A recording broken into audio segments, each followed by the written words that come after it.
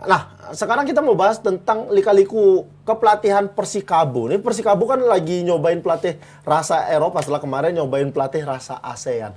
Jadi ada juga nih Persikabo kayaknya, di awal baru di musim ini nih, dia start awalnya jelek ketimbang dengan musim-musim sebelumnya. Dia musim-musim sebelumnya start awalnya kencang, setengah musim dia kehabisan bensin.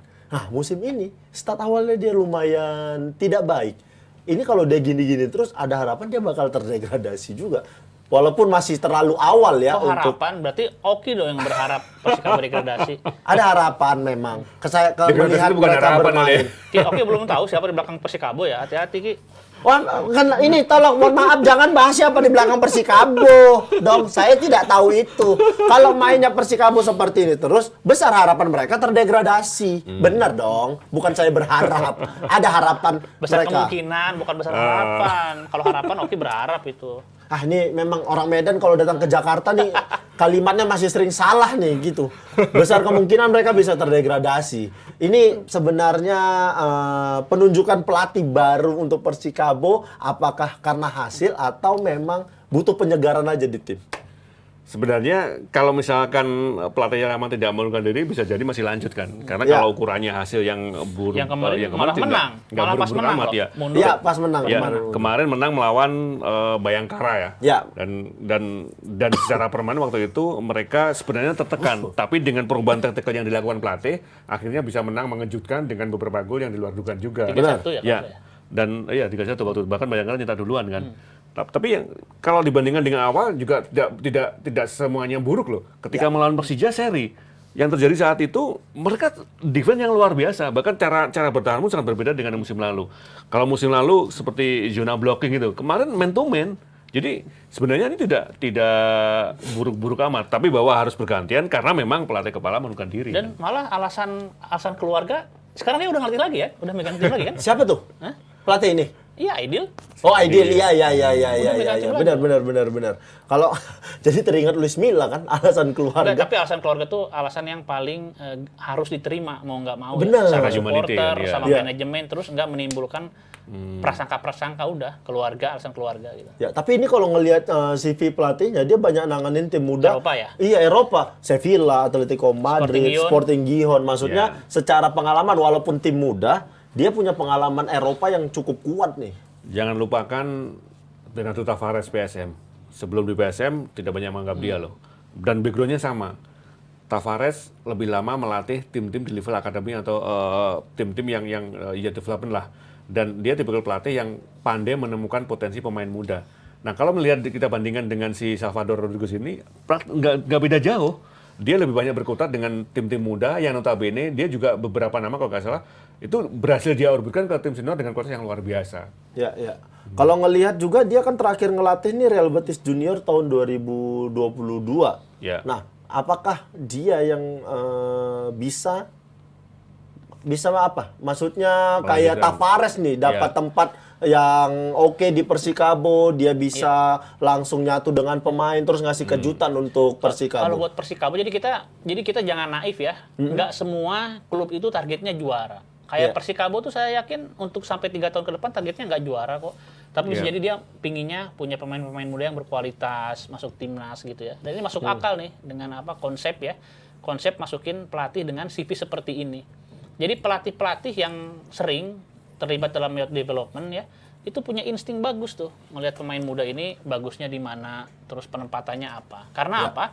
Karena udah sering kejadian ya.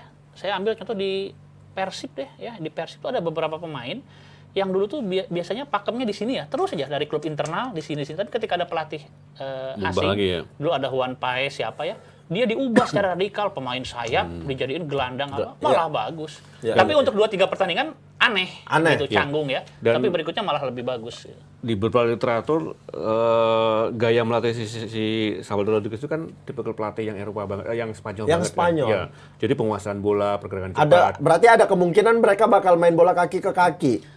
Pinginnya gitu cuma susah. Maksudnya gini. Susah karena apa nih Bang Eko? Pemain Indonesianya banyak. Karena kalau kita melihat skuad Persikabo saat ini, itu beberapa nama tipikal pemain yang sebenarnya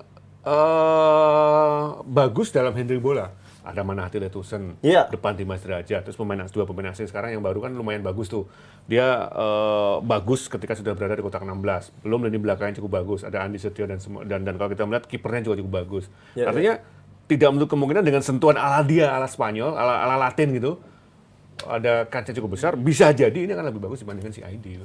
Iya, tapi menarik juga nih Bang Eko nih, dibilang Bang Eko, nggak mungkin dari kaki ke kaki. Namanya pemain bola kan ngerti Gini kontrol passing loh, Enggak. Pak. Kalau aku kan pernah beberapa kali merhatiin pelatih yang langsung megang ya, pelatih asing megang. Dia pinginnya seperti itu, tapi dia akhirnya nyadar sumber dayanya nggak bisa kalau langsung seperti itu gitu. Akhirnya beberapa kali kan dia coba nggak bisa. Akhirnya tadi saya bilang tadi dirubah posisinya. Jadi pemain yang jago keeping di sayap dia simpen ke tengah tuh biar banyak ngendaliin bola gitu. Jadi semua pelatih saya pikir pinginnya seperti itu. Kaki ke kaki cepat, menguasai bola lama, tapi kan susah. Kan gimana SDM-nya dong? Ya, berarti Gimana pemain-pemainnya juga. Tapi Oke. Persikabo katanya kata Bung Hanif punya ya. Iya. Punya potensi seperti itu, kita lihat aja. bos. Pemain asingnya yang tiba-tiba punya tadi Iya. kata Bang Eko nggak punya. Pemain asing depan yang berempat satu itu bagus Iya. banget. Dia melebar tiba-tiba kata ngiset. Kemudian Dimas Derajat juga sesekali dia bisa menjadi pemain pemantul. Manahati bisa jadi dia ditarik ke belakang lagi kalau melihat gaya tim-tim yang dilatih si Rodrigo sebelumnya. Ya, ya. Dan jadi perubahan itu sangat mungkin bisa jadi ya ini memang spekulasi dari manajemen. Tapi kalau melihat apa yang terjadi di Persikabo selama ini kemungkinan lebih bagus juga ada ya. Iya. Nah, tapi sebelum datangkan pelatih ini, Persikabo ini sempat mau datangkan Seto. Ini sebenarnya dia milih Seto, terus Salvador ini pelapisnya, atau memang pilih pelapisnya Salvador, Seto ini kalau seandainya Salvador nggak dapat. Gua ngelihatnya Seto dulu.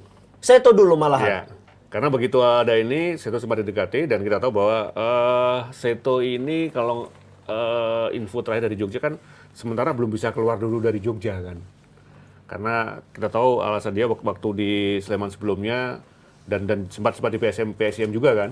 Artinya selalu dekat dengan keluarga. Dan saat ini pun juga isunya sudah ada posisi khusus di Sleman yang sudah disiapkan, meskipun itu bukan lari kepala ya. Artinya memang dia mau Masih berkutat di Jogja saja. ya, artinya kalau melihat isu itu dia tetap masih berkubang di sepak bola, tapi di Jogja Di dan Jogja saja. sekitarnya. Nah, kalau Bang Eko melihatnya pilihannya kan Seto. Aduh, itu pertimbangannya kan saya nggak mau menebak-nebak sih. Cuma saya pikir ya, Apple to apple nggak, Bang? enggak, logikanya gini, saya pikir kalau misalkan seorang memang komitmen di bola, apalagi kepelatihan, alasan homesick, dekat keluarga itu, kalau misalkan emang itu alasannya, saya sampaikan Mas Seto, jangan seperti itu lagi ya, gitu. Nah, dihilangkan. Hilangkan lah. Karena sulit untuk Iya. berkembang. Iya, betul. Tapi tadi kalau aku bilang apple to apple nggak kalau dibandingin antara Seto dengan Salvador? Saya pikir enggak gitu. Malah Saya pikir enggak, karena begini, karena kalau misalkan kita lihatnya kita dari background-nya aja ya, background, terus juga selera mungkin ya, seleranya Seto kayaknya nggak cocok ya, mirip nggak Sleman sama ini, kayaknya enggak gitu. Jadi kalau misalkan ngelihat yang Rodriguez ini, ibaratnya pemain yang udah ada sekarang di Persikabo, bisa jadi tinggal dioptimalkan saja. Nanti putaran kedua nih ya, dugaan saya dia nggak akan banyak belanja nih di putaran kedua. Yang sekarang udah cukup banget kan. Enggak, aku tadi kan mendukung pernyataannya Mas Hanif. Mas Hanif, Gitu. Bahwa iya. cocok nih di Derajat apa cocok ya udah. Kalau misalkan kayak seperti itu berarti ntar putaran kedua nggak akan banyak belanja dia. tapi ini kalau ada isu Seto selain homesick mau nyalek dia. Nah, itu baru masuk akal. Gua- Itu baru masuk akal. Mau masa sih Daripada dekat keluarga. emang lebih besar jadi anggota dewan daripada jadi pelatih, maksudnya pilihannya nyalek nih apa? Maksudnya kan basicnya tidak ada politik ya begitu. Kalau itu Kabar-kabar ini aku kayak, kok bisa sih? Ini juga yang nulis, Siapa nulis itu? juga agak kurang Sekretariat. ajar ini. Saya terkejut juga nih. Sempat ada obrolan Enggak, bahwasanya kalau- Seto aku mau berubah nyalek. aja. Cuma Tapi kalau ini masuk akal malah. punya peluang berarti Seto malah lebih milih mau nyalek. Gini loh, salah satu variabel paling penting dalam politik kan popularitas Ya. Ya. Dan sepak bola bisa memberikan itu. Seto lagi menikmati itu dong sekarang. Ya. Apalagi kalau misalkan lingkup pertarungannya DPRD Jogja, kalau enggak, pokoknya bukan DPR RI ya, itu Ya. gede banget peluangnya. Ini teman-teman semua ini hanya sebatas isu ya. belum ada valid ini kami masih menerka-nerka, termasuk Bang Eko juga tadi belum tahu pasti Belum tahu. kan. Kalau misalkan itu alasannya masuk akal. Satu lagi, Kalau alasan itu masuk di akal. 2,5 tahun di Depdagri nggak pernah bahas politik loh kita. Bener. Ini siapa nih? Ini memang disuruh aja kayaknya mengarah-arah nih. Saya juga benar. tiba-tiba terkejut. Tapi nih. kalau kita lihat fakta politik dari sepak bola, selama ini bola itu harus jadi senjata yang sangat tajam, tepat ketika urusannya popularitas. Ngomongin Iwan Bule sama Erick Thohir. Nah, udahlah, jangan lagi bahas kayak gini. Bang Eko langsung gitu, bahaya kali nih. Ini peluang Persikabo lawan Persebaya aja udah biar jelas, balik kita ke bola lagi nih. Mereka bakal ketemu Persebaya nih. Peluang antara Persikabo sama Persebaya. Persikabo dilatih dengan pelatih baru. Peluangnya apakah bisa langsung nyetel dengan pelatih baru atau Persebaya bangkit setelah kekalahan lawan Persija? Persebaya juga kalau nggak salah cuma baru dapat 5 poin ya. Kalau Ya. nggak salah 5 poin. Terus Kayaknya Coach Aji juga Coach Aji di juga. ujung tanduk nih. Ya, ada Secara isu posisi. 3 pertandingan akan ditoleransi, tapi itu sebatas isu aja kan. Ya, sebatas belum isu. ada pernyataan resmi dari manajemen Oke. juga. Tapi kalau melihat selama ini memang ekspektasi ke Persebaya itu beda banget ya. Di pramusim memang selalu mendulang kemenangan kan. Tapi begitu di kompetisi resmi kemarin gagal.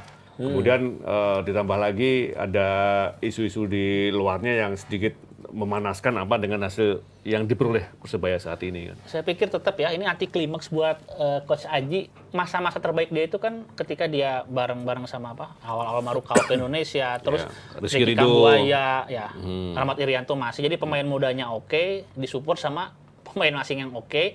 Ada sedikit sekali pemain senior tapi worth it banget. Jadi Coach Aji pas lah dapat limpahan itu. Makin sekarang kan kayaknya makin berkurang. Rahmat Iriantonya pindah, Ricky Kambuaya pindah segala macam. Jadi tadi ucapan di ujung tanduk bisa jadi nih ya. Ini musim terakhir Coach Aji nih. Saya nggak Musim tahu terakhir nggak atau tahu malah pertandingan makanya terakhir? nggak tahu bakalan di out di game keberapa. Kalau dari kontranya memang ini musim terakhir ya, kalau nggak salah ya. Dia kan di Nah, kontrak apalagi itu ya. 3 tahun. Di kontrak Apalagi 3 itu. tahun. Ya, dan ini menjadi opsi. Nggak akan ada perpanjangan, opsi- udah gitulah. Tapi memang di bawah Coach Aji Persebaya kan berbeda ya. Ya. Secara permainan. Ketika memoles secara permainan, kemudian ketika berhasil memoles satu pemain muda, Nah, itu tiba-tiba enak tuh. lepas dan Persebaya tidak mendapatkan apa-apa gitu Ya. kan. Dan musim ini mungkin tujuannya sama. Kita tahu ada beberapa pemain muda yang kemarin berani diturunkan di pertandingan yang sangat menentukan. Bahkan masih umur 18 tahun. Bahkan sebelumnya kita kan nggak lihat tuh si Rival tuh siapa. Dia kan ketika di Bayangkara sering menghuni bangku cadangan. Tapi kemarin dia bisa menjadi pemain yang breaker pertama sebelum bola berada di sepertiga defense. Dan taktikal itu memang salah satu kejelian dan keunggulan dan karakter dari Coach Aji selama ini kan. Ya. Kita lihat saja apapun itu hasilnya, mudah-mudahan masih aman untuk pelatih, terutama Persikabo. Ini jadi pembuktian untuk pelatih. Nggak tahu ini pelatihnya udah bisa dampingin atau kayaknya. belum. Belum.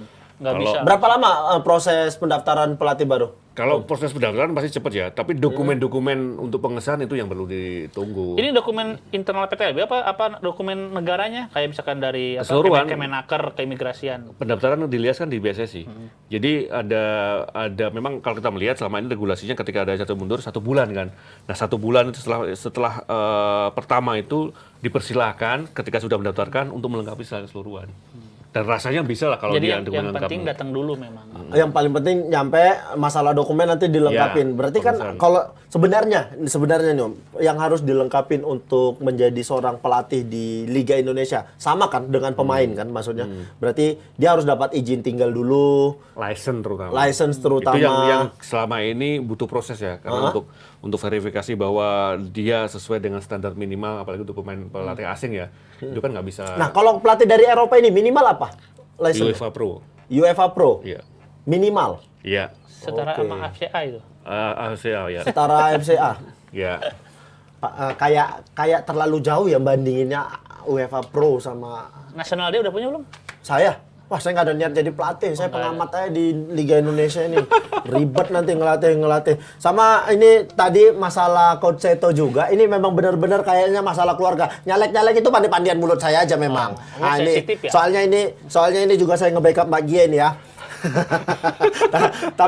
tapi memang itu sudah ada kabarnya. Mudah-mudahan apapun keputusan sama Coach Seto ini adalah keputusan terbaik menurut Ya. dia. Apakah memang dia pengen dekat sama keluarga atau memang ada hal lain, mudah-mudahan itu jadi keputusan terbaik. Sama ini aku menunggu pertandingan antara Persikabo sama Persebaya. Apakah Persikabo bisa memenangkan pertandingan dengan pergantian pelatih atau malah Coach Aji yang mengamankan kursinya sampai akhir kompetisi. Ya, dan jangan Itu lupa aja. Persebaya main di kandang kan. Persebaya main di kandang. Pressure-nya tinggi. Dukungan juga lebih banyak. Iya. Oke, kita ketemu lagi di obrolan selanjutnya.